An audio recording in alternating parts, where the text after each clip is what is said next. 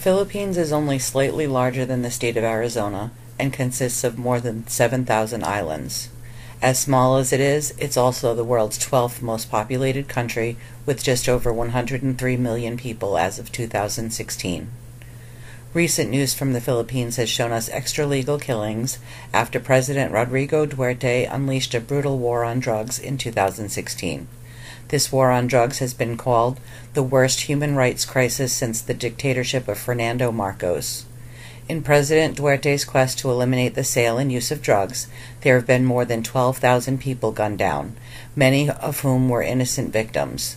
Most of these victims from highly congested cities and from low socioeconomic backgrounds.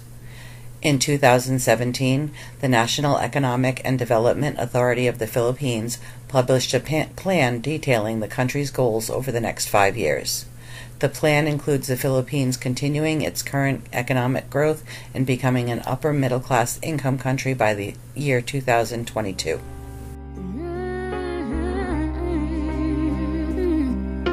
The Filipino grading system for the K-12 basic education program uses a standards and competency-based grading system. Grades are based on the weighted raw scores of the learner's summative assessments. With the implementation of this new grading system during the 2015-16 academic school year, teachers in public and private schools in the Philippines said goodbye to KPUP, Knowledge, Performance, Understanding, and Product Grading System. The current grading system consists of written work, performance tasks, and quarterly assessments. Recent reforms in education are trying to increase enrollment levels and graduation rates while improving the quality of higher education. About 5 years ago, the Philippine government increased the country's basic education cycle from 10 to 12 years. This was a major reform that the former Education Secretary, Armin Luistro, referred to as the most comprehensive basic education reform initiative ever done in the country since the establishment of the public education system more than a century ago. Education in particular is one effective way out of poverty, as it equips citizens with knowledge and lifelong skills that will allow them to reach their full potential. Educated individuals, are more employable, they earn higher wages, they are able to take charge of their lives and make informed choices. The overall quality of education is also a major concern, though there were slight improvements in the average achievement level for grade school math and science. The World Bank report also identifies the lack of teachers, education materials, classrooms, and toilets which need urgent attention. It, however, recognizes government's efforts to plug the shortages by allocating more funds for education. The Philippines faces many of the same issues in education as the rest of the world: a lack of classrooms, materials, teachers, and even working toilets. Gender issues in the Philippines can be characterized as sharp contradictions. Due to the women's rights movements, women's education has improved to allow for a large advancement in the areas of politics, academics, professional excellence, and even legislation. At the same time, the Philippines is still plagued with prostituted women, battered wives, economically disadvantaged women, and exploited migrant workers.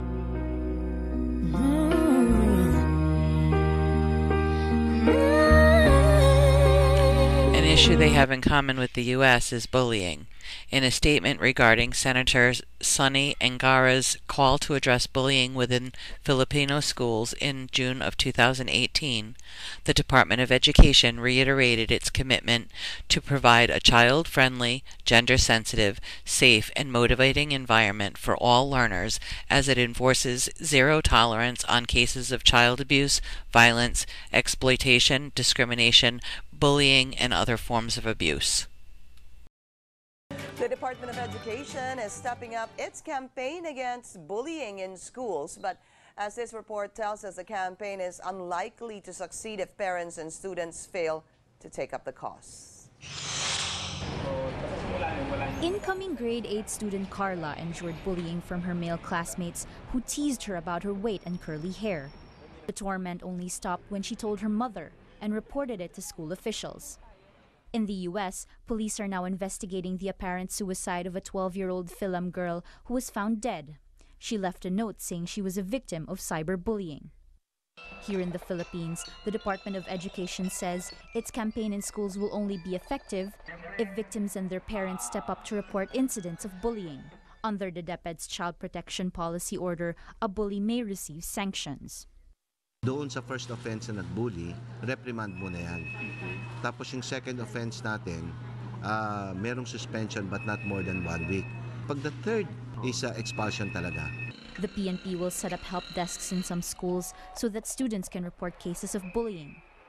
A psychiatrist says parents should also be sensitive to what their children are going through. Arsena adds, signs of trauma from bullying should be addressed immediately to avoid any lasting effects on the child.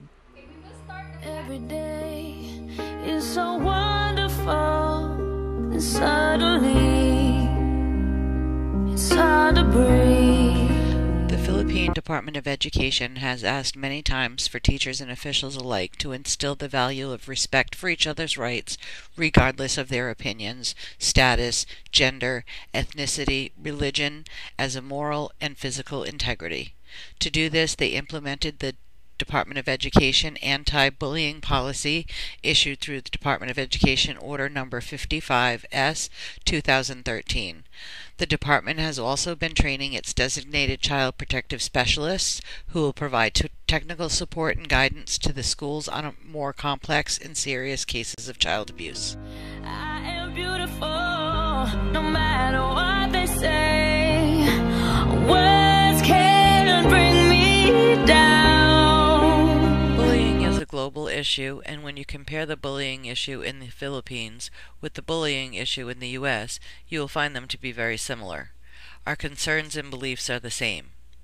We all want our students to be able to attend school in a safe, non-violent environment.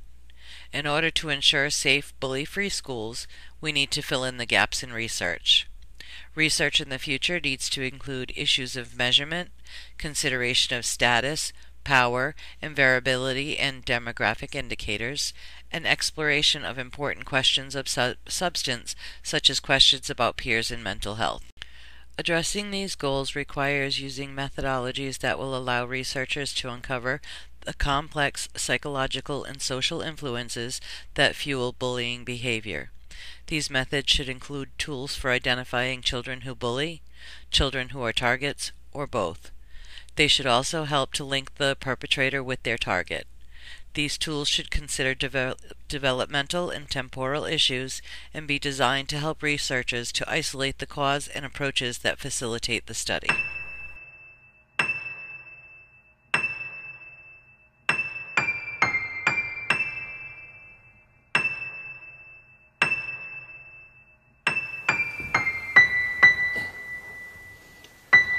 When people say or do things to hurt or shame others, that's bullying.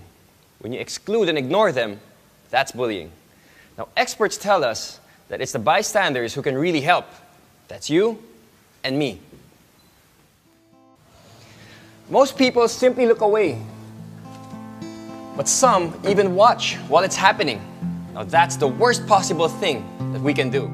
Bullying has to stop, and you can make a difference.